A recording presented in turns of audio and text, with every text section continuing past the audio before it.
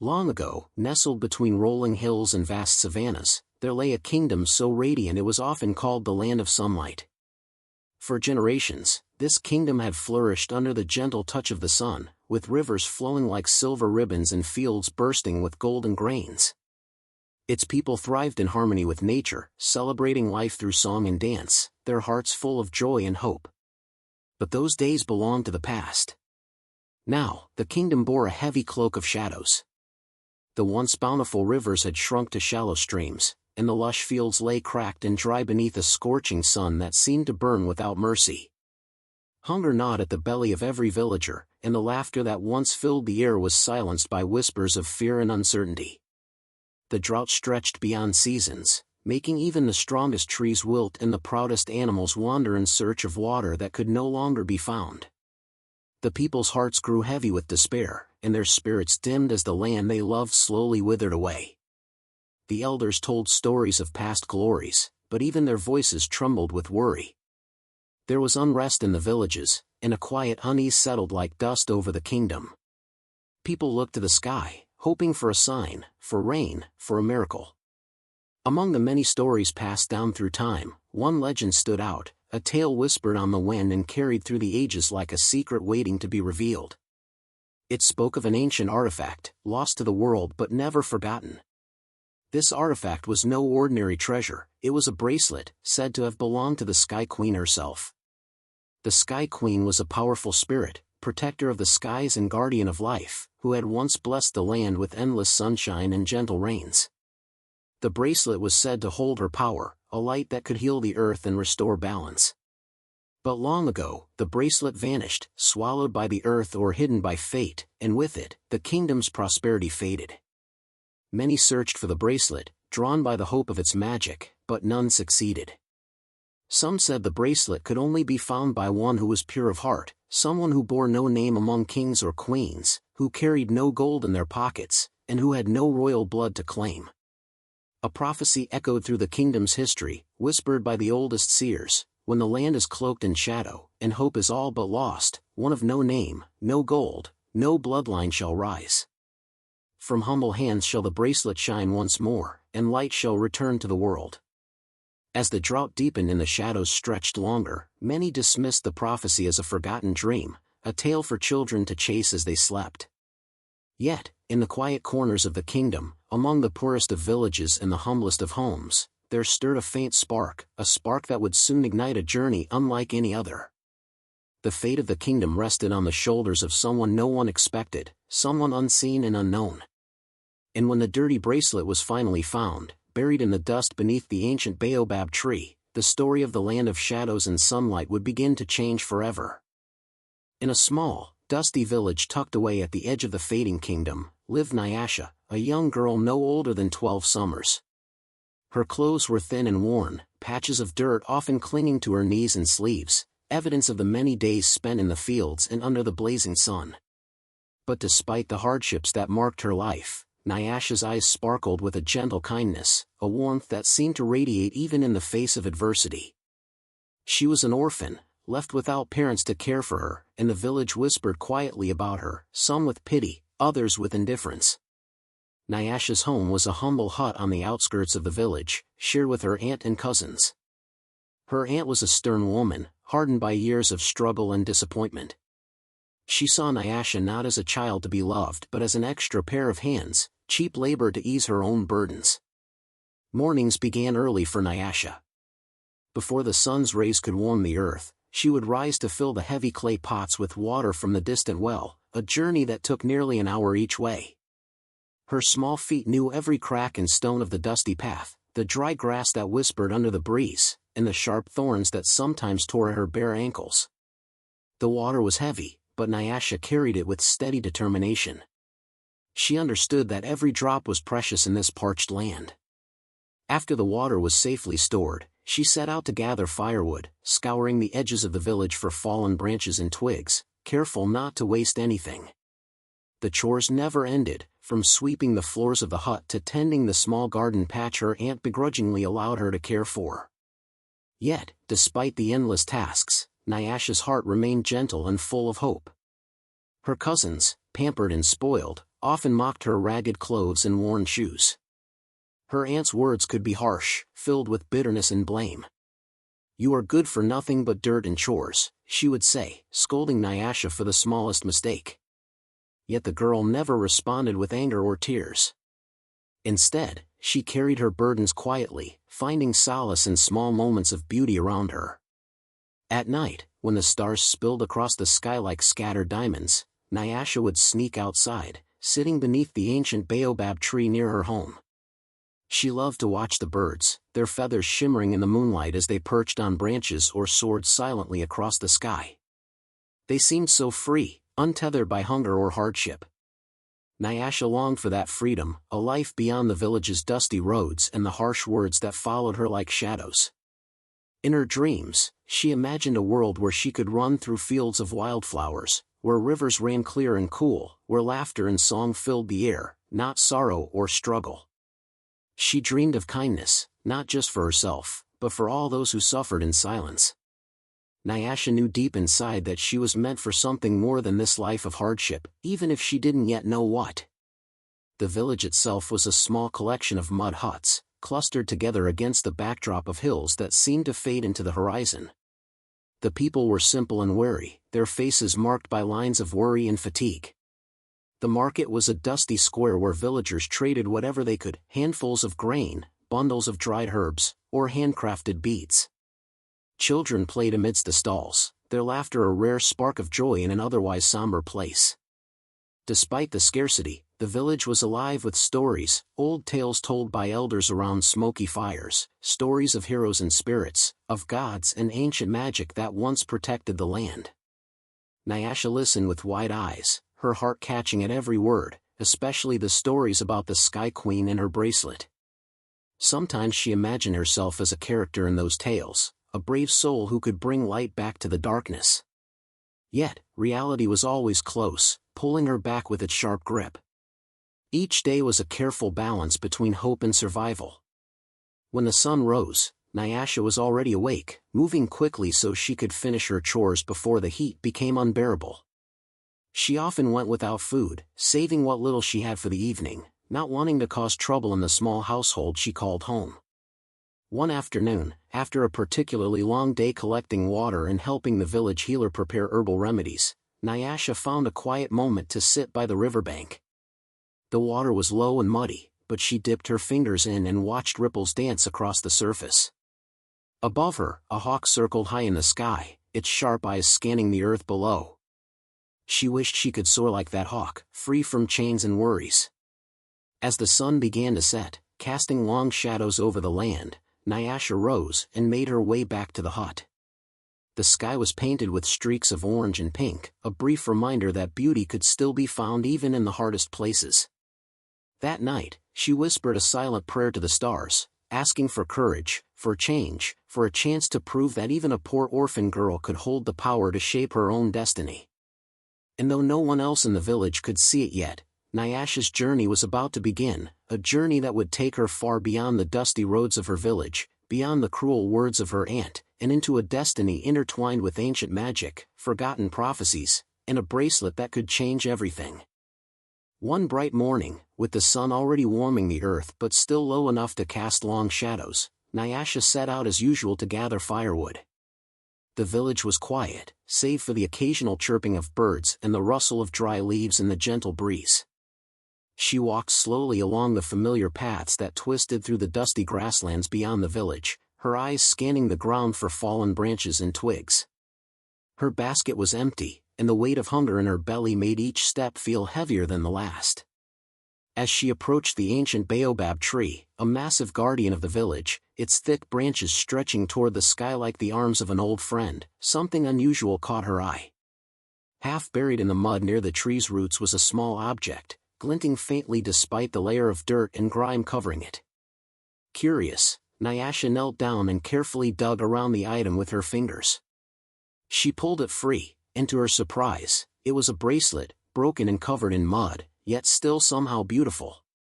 The bracelet was made of a strange metal that shimmered faintly beneath the dirt. Its surface was etched with delicate patterns, winding like the roots of the baobab itself. Though battered and old, it seemed to hum with a quiet energy, as if it held a secret only waiting to be unlocked. Nyasha held it gently, feeling a strange warmth pulse through her fingers.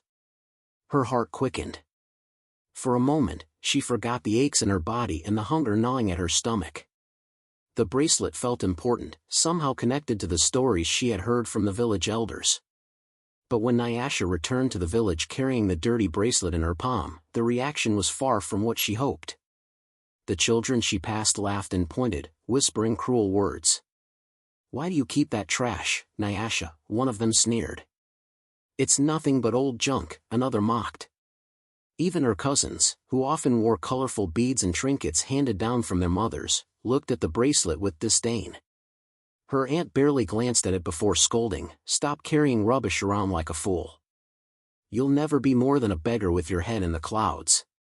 The bitterness of their words stung Nyasha, but something inside her refused to let go of the bracelet. That evening, she sat by the fire outside her hut, the bracelet resting on her lap. Slowly, with the edge of a cloth, she began to clean the dirt and grime from its surface. As the mud lifted away, the bracelet's true colors began to shine, a faint glow emanating from the silver metal, the engraved symbols growing clearer with each gentle rub. Nyasha traced the patterns with her fingers, trying to understand the meaning hidden within. She remembered the stories about the Sky Queen and the power she once wielded, stories that her heart longed to believe were true. Though no one in the village seemed to care about the bracelet, Nyasha felt as if it had chosen her, calling to her in a way she could not explain.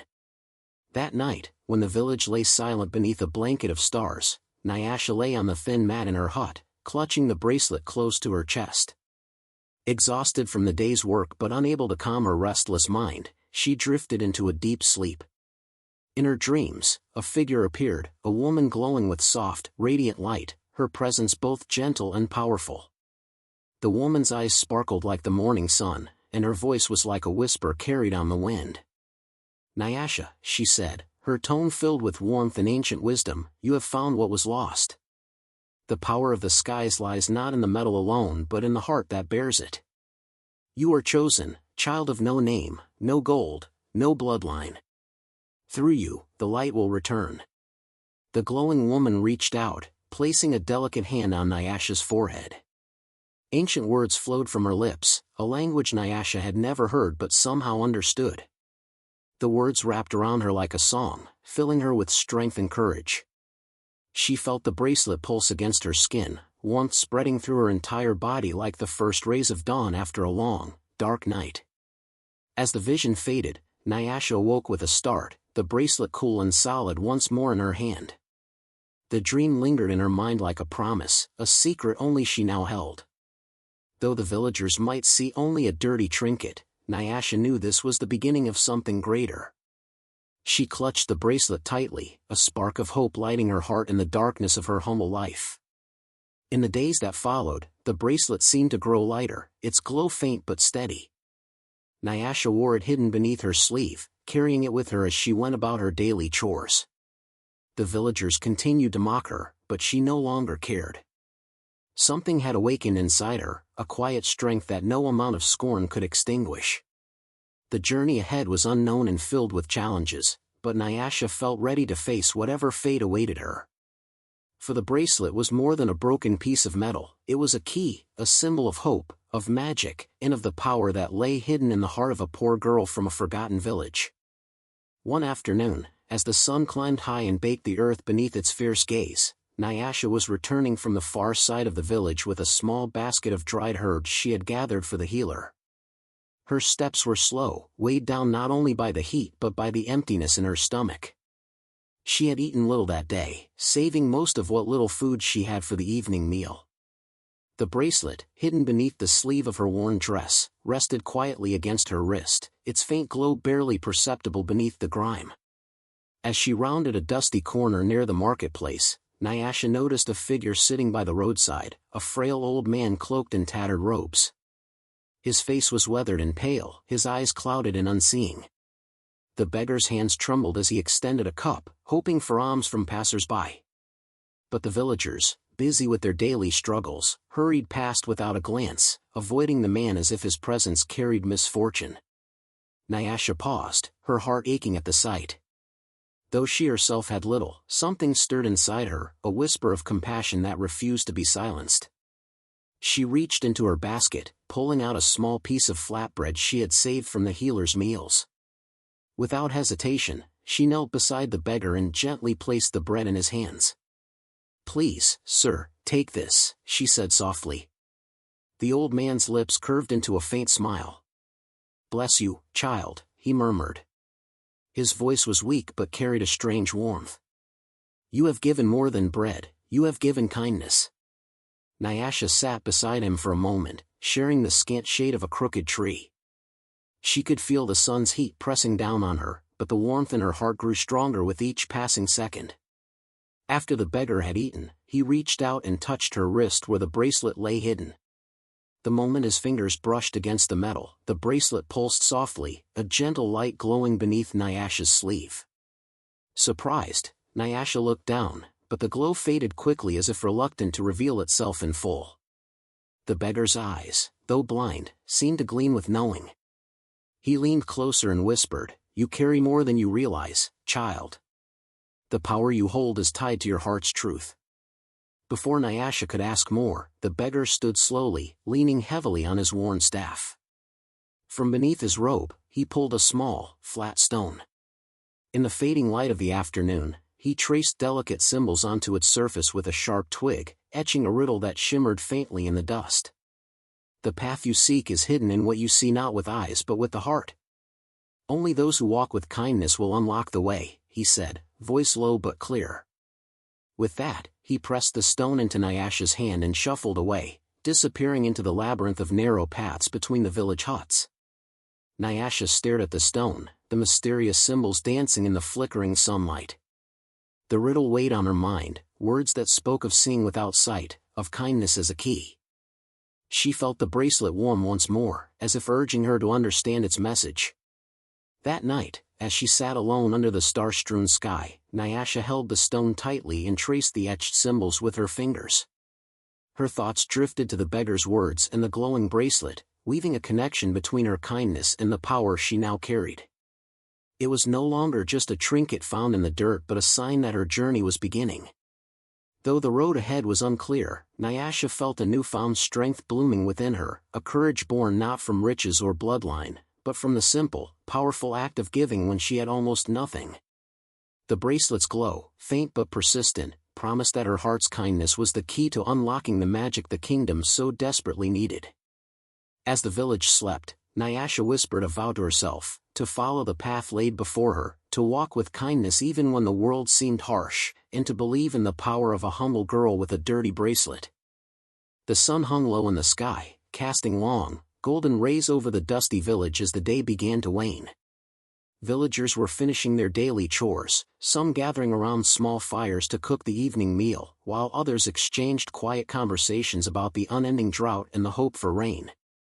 Amid this familiar scene, an unfamiliar figure appeared, a man cloaked in deep green, his presence both commanding and mysterious. His cloak, embroidered with faint golden patterns that caught the fading light, marked him as no ordinary traveler. The villagers paused, eyes narrowing with a mix of curiosity and suspicion.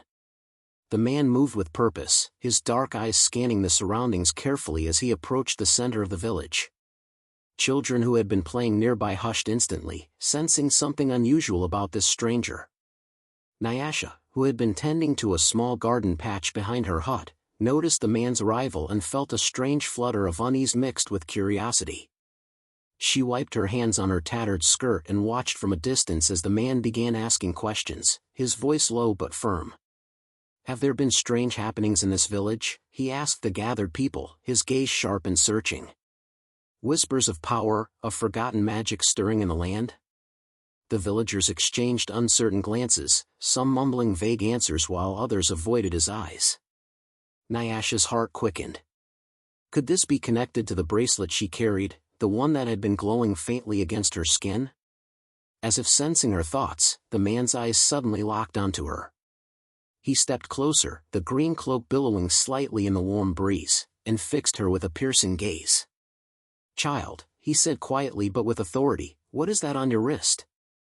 Nyasha instinctively glanced down, then quickly tried to hide the bracelet beneath her sleeve.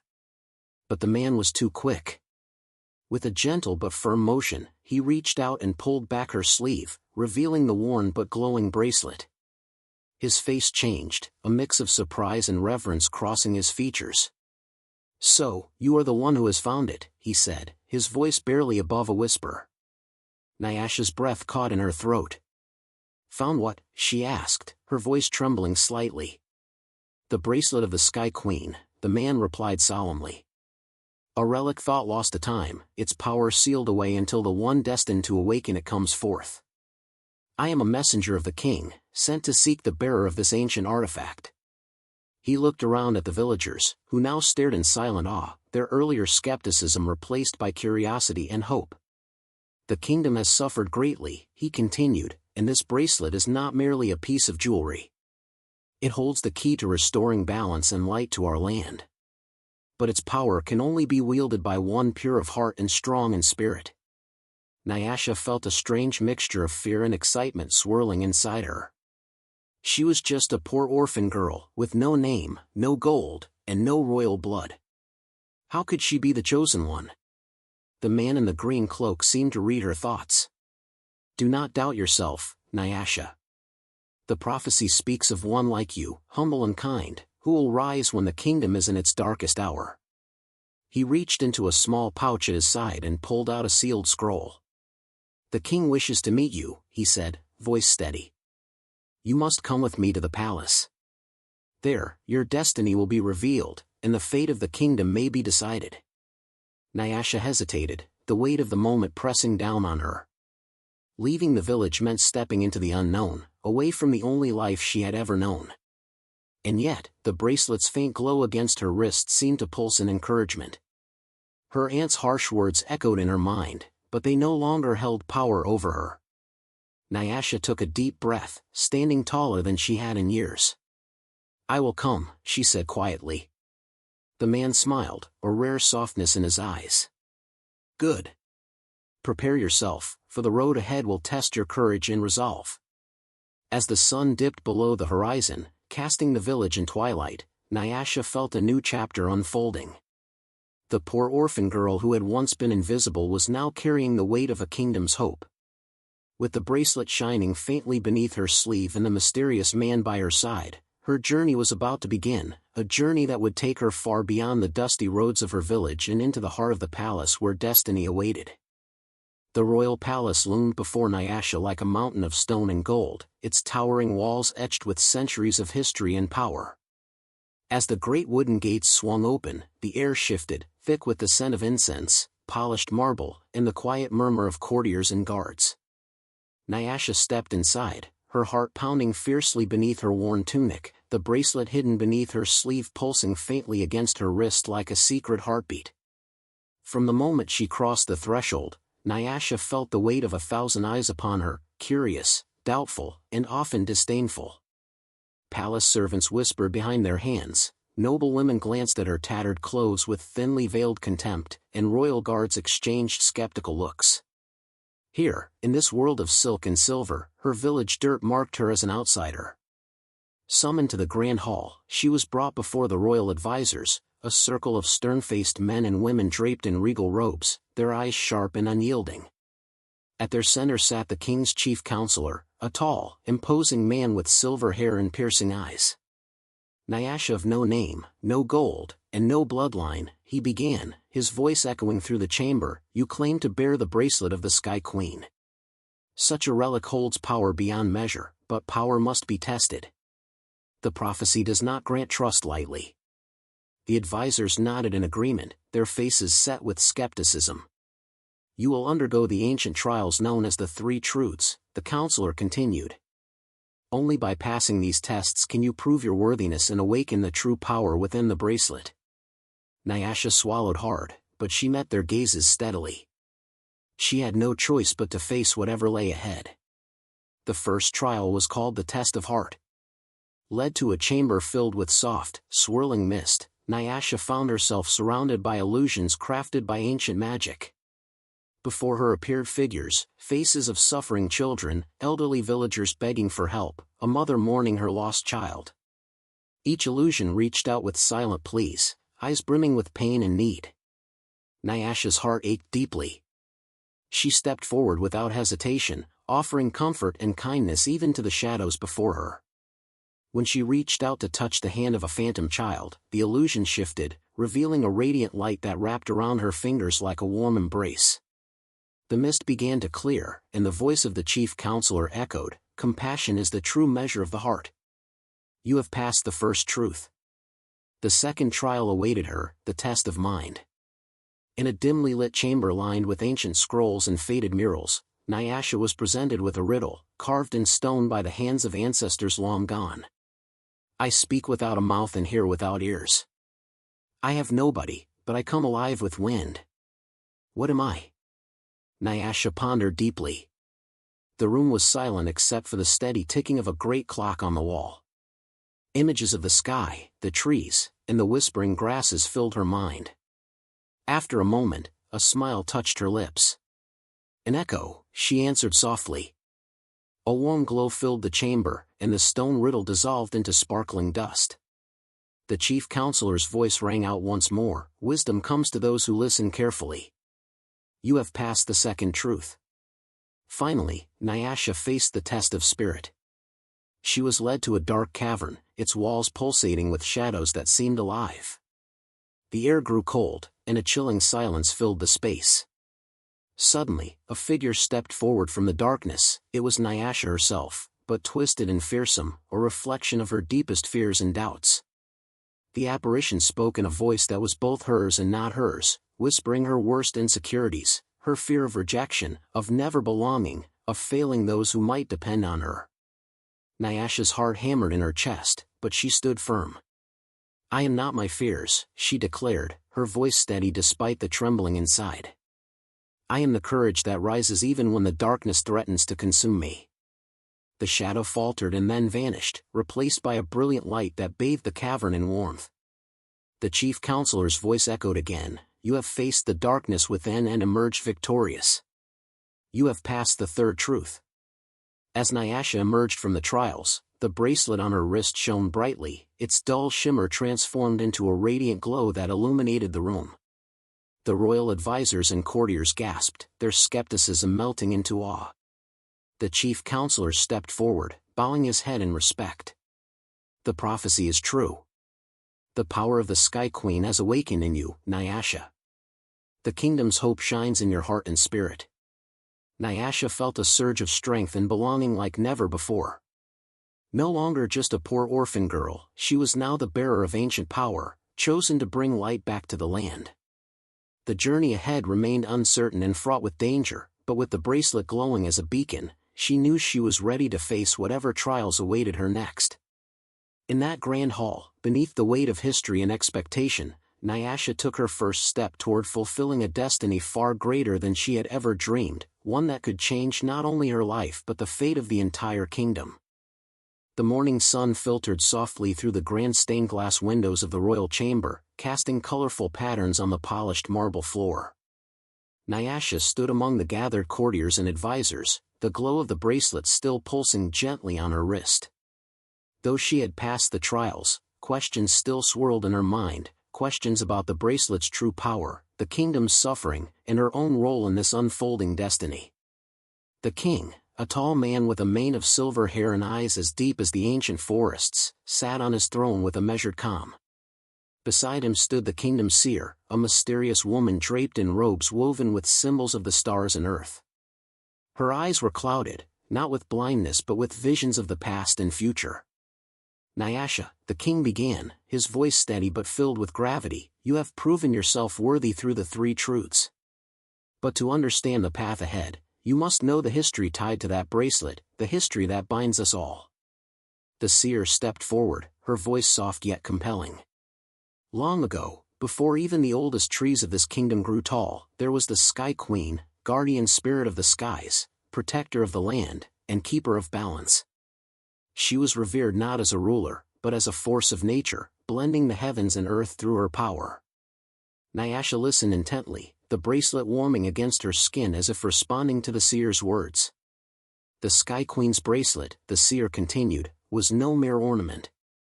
It held the essence of the skies themselves: lightning, wind, rain, and sun. Through it, she could call forth life-giving rains and calm the fiercest storms. The kingdom flourished under her watchful gaze, crops grew abundant, rivers ran full, and the people lived in harmony with the earth. A hush fell over the chamber as the seer's eyes seemed to cloud with sorrow. But as with all gifts, there came those who sought to possess the bracelet for selfish means. A dark day came when the bracelet was stolen by those blinded by greed and power. Without the Sky Queen's guidance, the skies turned cruel. Drought and famine swept across the land, and the kingdom fell into despair. Nyasha felt a chill creep through her, her fingers tightening around the glowing bracelet. She thought of her village, the cracked earth, the hungry faces, the heavy silence that had settled like a shroud. The kingdom was cursed, the seer said softly. And the prophecy was born, of one with no name, no gold, and no royal blood who would arise to reclaim the bracelet's power and restore balance. That one would be pure of heart, strong in spirit, and guided by kindness. All eyes turned to Nyasha. "You are the chosen one," the king declared, his voice both an acknowledgement and a promise. "The bearer of the bracelet, the hope of our people."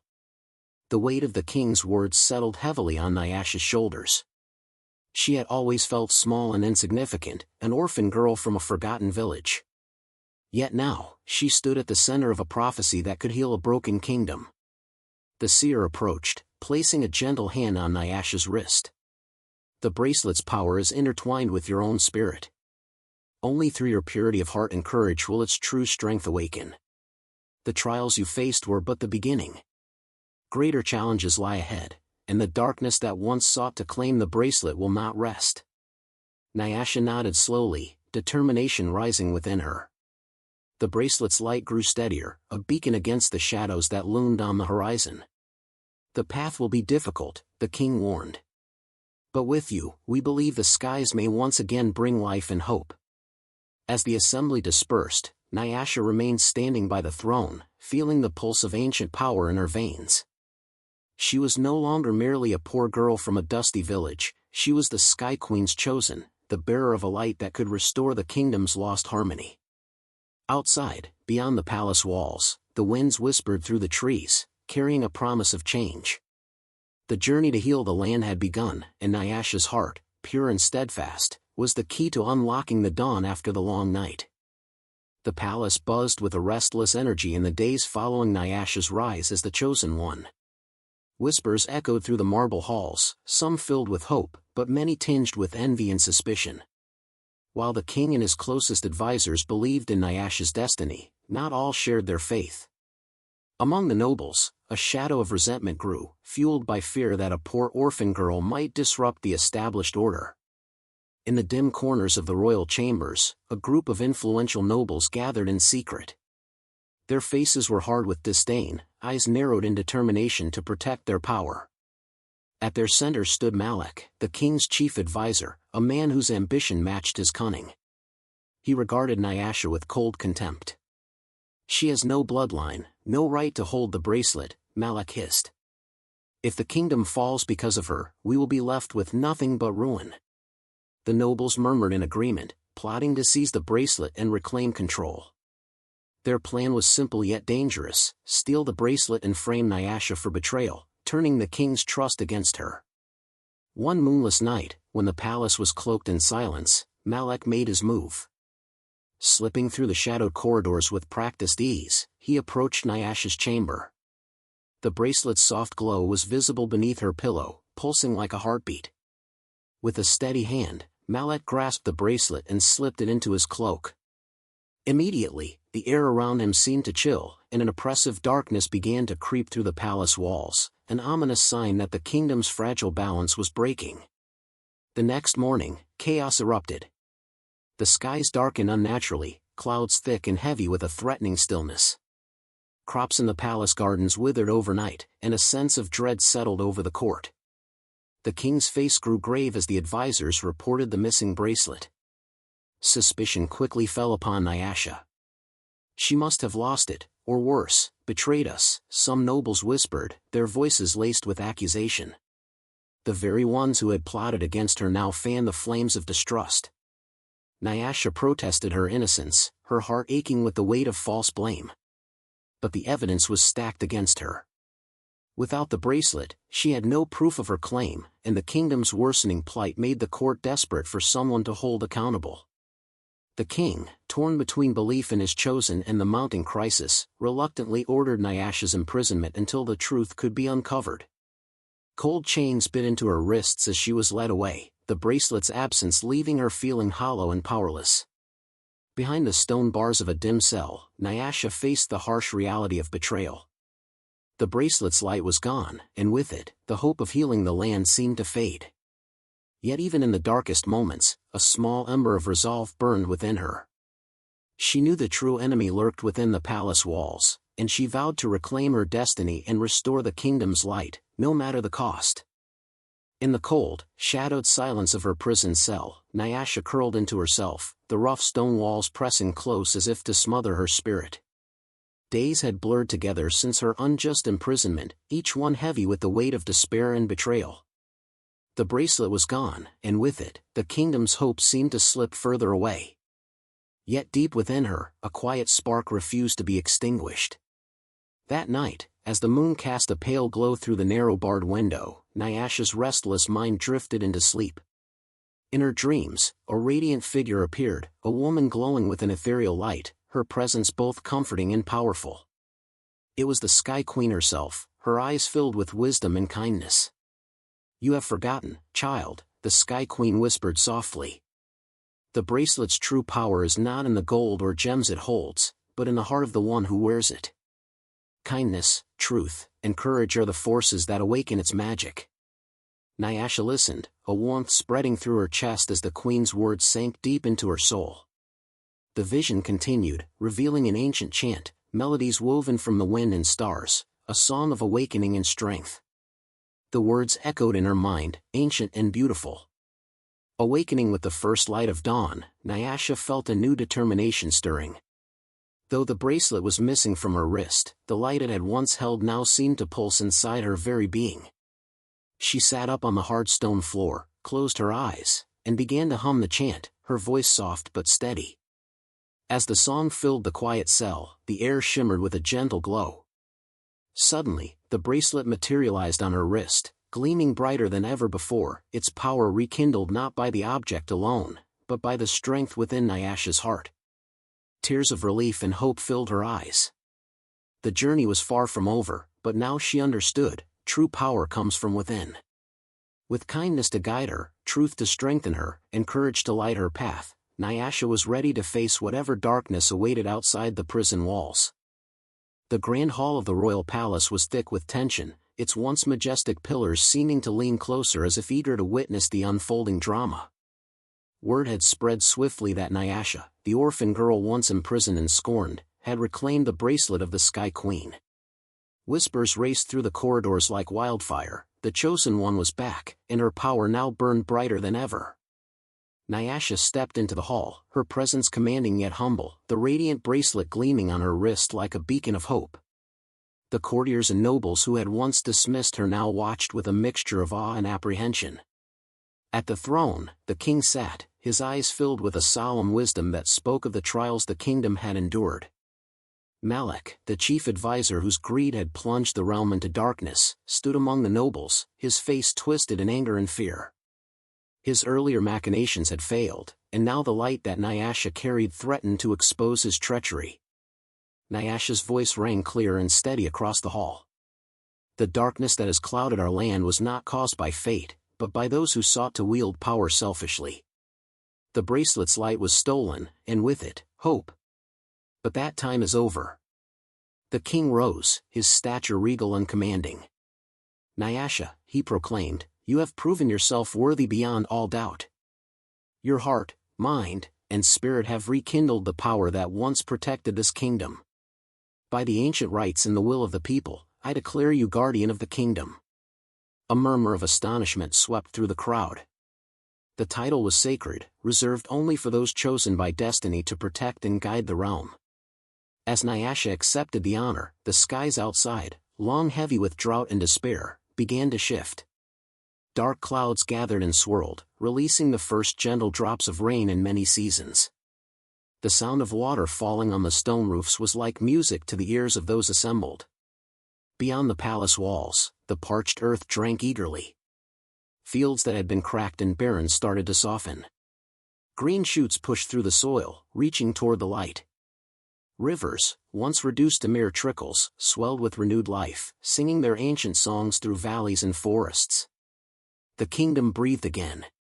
Nyasha stepped forward, the bracelet's glow illuminating her face. "This land belongs to all who live in harmony with it," she said. "Together, we must protect its balance, nurture its gifts, and honor the legacy of the Sky Queen."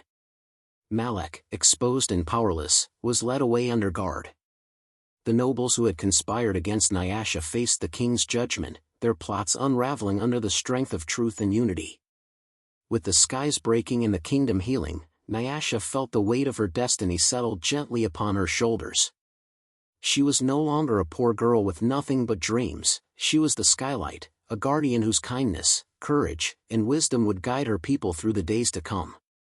As the rain nourished the earth, so too did hope grow in the hearts of all who witnessed the dawn of a new era, an era where light and shadow danced in balance, and the spirit of the Sky Queen lived on through Nyasha, the chosen one.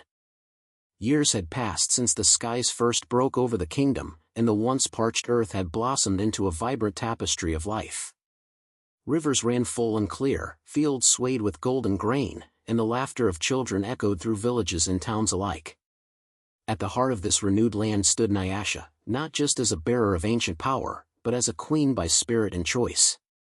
Nyasha's journey from a humble orphan girl to the beloved guardian of the kingdom had become legend, a story told around fires and beneath starlit skies. Her rule was marked not by bloodline or privilege but by compassion, wisdom, and an unwavering dedication to her people. Under her guidance, the kingdom flourished, rooted deeply in the values that had awakened the bracelet's power within her. One bright morning, beneath the sprawling branches of an ancient baobab tree, Nyasha held a small ceremony. Around her gathered children from every corner of the kingdom, faces bright with hope and curiosity. Among them was a young orphan girl, her eyes wide and gentle, her spirit quietly glowing with kindness. Nyasha knelt before her, the bracelet gleaming softly in the sunlight. "The power of the Sky Queen is not mine alone," Nyasha said, her voice warm and steady. "It belongs to those who carry kindness in their hearts, courage in their souls, and truth in their words." With great care, she removed the bracelet from her wrist and placed it gently onto the young girl's hand. A hush fell over the crowd as the bracelet shimmered, responding to the new bearer's pure spirit. "This bracelet chooses its guardian," Nyasha explained. And so the legacy continues. The kingdom, once known simply as a land burdened by hardship, was now proudly called Nyashaland, a tribute to the queen who had changed its fate. Songs of Nyasha's bravery and the magic of the bracelet became woven into the fabric of the people's identity, inspiring generations to come. Nyasha's eyes sparkled as she watched the children play beneath the baobab's shade, the light of the bracelet reflecting the promise of the future. Though her journey had been shaped by trials and shadows, it was ultimately one of hope, a reminder that true power comes not from birth or wealth, but from the strength of the spirit and the kindness one carries. And so, the legend of the Sky Queen's bracelet lived on, passed from heart to heart, forever guarding the land of Nyashaland in a timeless dance of light and shadow, courage and compassion.